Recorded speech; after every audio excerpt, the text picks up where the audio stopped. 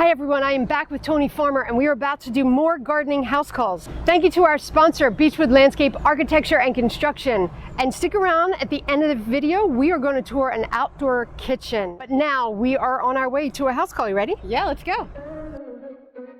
That is so disgusting. Yeah. We are here with Dee. She has a question about pruning tomatoes, which I'm curious about too, because I haven't done that with my tomatoes. Yeah, I over prune or under prune, so I would like to know how to prune. And I don't prune. So there you go. You're a new gardener, so that's Yes. okay. So it's not hard. The one thing I will remind you, we're not going to do this now because I don't see any sign of blight on your tomatoes at all, but I want to remind everyone again, if you have blight in your soil, you're concerned about blight, you need a little container of some kind of disinfectant like bleach or alcohol or something to wipe your scissors off between each cut. It's fungal and you'll just spread it all over the plant. Oh, so we don't need to worry about that right now. And your what mulch does is blight helping. look like? It looks like the leaves start to turn yellow, generally around the bottom. They tend to always start at the bottom, and then very quickly brown spots on top of it, and the leaves start to dry and curl under, and it creeps up the whole plant. Ah, okay. Keeping the leaves off the bottom of the tomato plant is always a good idea for a couple reasons. So I'm going to come down here and I'm going to just start snipping off anything. Oh, you know what, Dee? A little blight? Maybe a little bit. Wait, you think that's blight? Yeah. Oh my God, it's my worst fear. Yeah. Do you just feel like I can't believe this is happening? It's manageable, and these look so good. I'm not worried about it because for her to have this little at this point, I mean, Okay. I'm just so used to dealing with it. This doesn't surprise me at all. I'm glad we caught it when we did. Good. Okay. Awesome. All right, let me get some disinfectant. So I've got some water and some diluted rubbing alcohol. Okay, great. So I'm gonna actually put gloves on, Marianne. You should.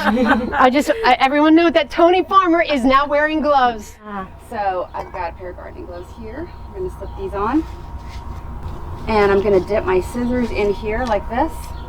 And then every time I make a cut from now on, I'm gonna dip again here, and I'm gonna continue to clip anything that's low to the ground. So low to the ground. I thought you had to cut it if it was touching the ground. So you do, but what'll happen is all these big leaves, as they get larger and larger and larger, and they bend down, and you'll come out all of a sudden, and leaves that were nowhere near the ground have gotten enormous and are about to touch the ground. Okay, but what if I cut too much? I want to clip anything that is about to touch the ground because it could pick up blight. I want to clip anything that appears to have blight. And then I also want to create airflow in here because the more airflow that you have when it rains, you don't get the conditions for mildew and fungus and all that stuff to spread. And so I will just continue to kind of cut leaves in the center or anything cutting the ground, knowing that as long as I've got all these other solar leaves on the top, it's doing its job. And if I have big solar leaves under here, they're in the shade anyway. They're getting a free ride, and they're eating plant food and fertilizer out of the soil, and they're not really doing anything for the plant that's sitting there. And it's an art, not a science. Yeah, you know, it's very nerve-wracking because I haven't done this since we planted my tomatoes. It's okay, this is about the time when we start. Dee, what's with the cinder blocks here? So I wanted it to be a repurposed garden. So me and my family, we had like wood pieces from people throwing it out, and a neighbor had a bunch of cinder blocks. So are there things in there now? Are there things, I see green, is that actually so something? chamomile's growing in here. We got some corn that's growing down there. You have corn. Yes. People amaze me. I mean, that is amazing. It's beautiful. Thank you. Thank you so much for letting us come and see it. We are off to our next stop. We are here at South Valley Elementary School, and I am with Christine and Linda. They are both teachers here. They have this beautiful garden. It's really extraordinary. And I know you have questions for Toni, not me, Toni. Absolutely. We have broccoli, and we wanted to know just about harvesting, when you harvest the broccoli, because we had a small amount of broccoli, and you think about when you go to the store and it's a much larger head that you purchase, and so I was waiting for it to become that, and it didn't. Yeah, so you have two problems going here, and one of them is fixable and one of them's not. So the reason you got little broccoli and why you've got this messy looking cauliflower here, we talk about tomatoes as being the divas of the garden, but really the brassica family is sort of the divas of the garden. They would really like perfect conditions of 72 degrees and sunny all the time. We've had two major heat waves, and the first one came early, and they just can't take it. So that's why you're getting kind of this gnarly look, and it's why the broccoli bolted instead of creating a whole head. Okay. So what I'm going to do in my garden, because I'm having the same problem, is I'm probably going to start new seeds soon, plant them in late summer when we get that beautiful cool fall weather all the way through, where it can be those temperatures all the way through, and I think we'll just have a better chance. But the other thing that's going on here, so common, and it's fixable, is you have cabbage worms. Okay. Those beautiful little white moths, do you enjoy them flitting around your garden? Well, those little jerks are laying eggs all over your brassicas, and then those turn into worms, and they crawl down to the center and they devour your plants. There are chemical solutions to this, but I don't want to use them, especially if you're feeding children here, right? So I buy bug netting, and I would stretch it over this, maybe commit this whole bed to brassicas and stretch it over and fasten it to the whole thing. So I'll show you here. This is going to sound kind of gross, but their poop is everywhere all over this. Okay. Here we go. Got it. All right. See this discharge here? This greenish stuff? Yeah. That is all.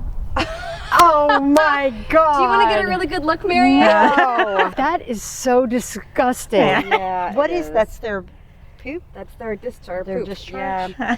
Yeah, so the closer you get in, you can see you have this perfect head in the middle of cabbage. And I don't know where they are, because normally when I hunt like this, I find a big, fat, happy caterpillar in the middle, and he's not here. So I use, and this one I think is salvageable, but I would actually pick it, rinse it out, make sure there's no worms in there, and then this is tender and beautiful, and I would use that right away. Okay. And then maybe replant. And so what you can do, I use diatomaceous earth, which is a natural product, but to make it simple, it's almost like crushed seashells. Okay. So it's not harmful to you at all, but the shards are microscopic, and they're so sharp that when the caterpillars crawl across them, it almost cuts them, and they don't survive. And then there's a couple other, so netting, maybe a little diatomaceous earth, and you can really have a beautiful brassica harvest. So sorry Wow. to sacrifice this one. No, that's all right. So there were two heads then. Yeah, There's one you had and two. there's, okay. Yep. So I sacrificed the little one to show you. Okay. And then you've got another guy here, but I would replant. Okay. Well, thank you for letting us come to your garden, which is absolutely beautiful. Thank you so much, Toni, for everything you've taught us this season. Follow us on Instagram and Facebook to see how my tomatoes are doing. And stick around, we are going on an outdoor kitchen tour. We are here today in kind of a little paradise in Haddonfield. I'm with Steve Ciperni from Beechwood Landscape Architecture and Construction. He's going to give me a tour of a backyard kitchen that he did, and it's stunning. Are you ready? I'm ready. All right.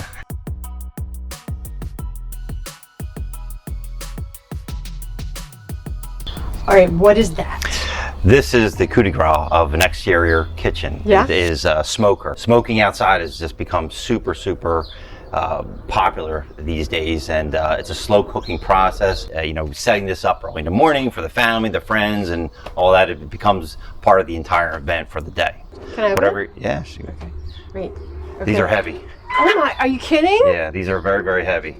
They seal tight. They're very well built. The green egg is the granddaddy of all the smokers. All right, wait, I insist that I'm able to open this. Okay, good. That's really heavy. Okay, but I got it. Part of the entertainment experience is the food, the drink, and then obviously the space kind of helps to pull it all together. Yes. From those components. So Yes. Can't do much about the people you've invited, but you can do it about take care of everything else. it's fun hanging outside. Speaking of spaces, I see this beautiful one right behind you. Absolutely. So inside the kitchen here, we have a side burner adjacent to the grill. You have pull-out drawer, trash receptacle. Behind me is a double drawer pull-out refrigeration unit. So you can kind of mix. You can have soft beverages. You can have the hard beverages on the lower side, or you could even stock the drop-in ice chest with just all beverages, or per se even just hors d'oeuvres. The grill here, the 42-inch Wolf, is a fantastic component. You have rotisserie, you have LED lights on there. The Wow. components all light up. This also doubles as a smoker too. In this, Wow. you have a sear on this too as well.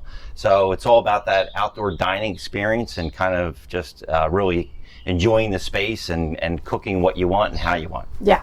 So. I would think there are some people that when you open that, they would go, wow.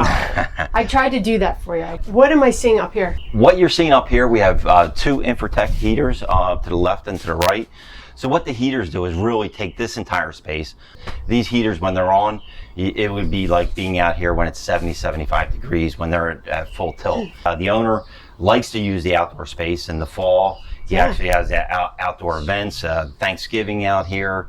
Wow. So people are out here constantly between the heaters in here, the fireplace. It just makes for an all-around space. Beautiful. Yeah, that's something, whenever I think about an outdoor kitchen, I think really around here, what's the point? Because you only have a few Small months window. you can use it. Yeah, but if Yeah. you put heaters in. And they're actually quite reasonable. Yeah. You know, so they're not as expensive as what people would think. Also, too, we have up here, we have speakers, we have recessed lighting, we have a fan to keep the air circulating. All right, so looking at all this, which is beautiful, give me a range of the cost. You're probably in excess of $200,000 for this entire setup. You know, there's always hidden costs in a project. I refer to soft costs, the engineering, the designing, you know, what it takes to build this, getting utilities out here. Can be quite expensive. Yeah. And meeting all the compliances that the township has too, the setbacks, the lot coverage. There's all drainage under here, you know. That's a hidden cost, but an extremely important cost, because if you're out in your space and it's flooding, that's a problem. Yeah. So this is really like putting on an addition to your house. I don't know that people think of it that way, but it's like an addition with no walls. it is, and I tell everyone that when they get involved now, you're really expanding your footprint, your living space. Yeah. And what's nicer than being able to sit outside on a Sunday afternoon, watch a Phillies game, and enjoy your food and enjoy your drink, you know, so it all goes hand in hand. Yes. Well, this is absolutely stunning. Thank you so much for showing it to me. Oh, thank you. Thanks for watching season 2 of The Goal is to Become a Gardener. We'll see you next summer.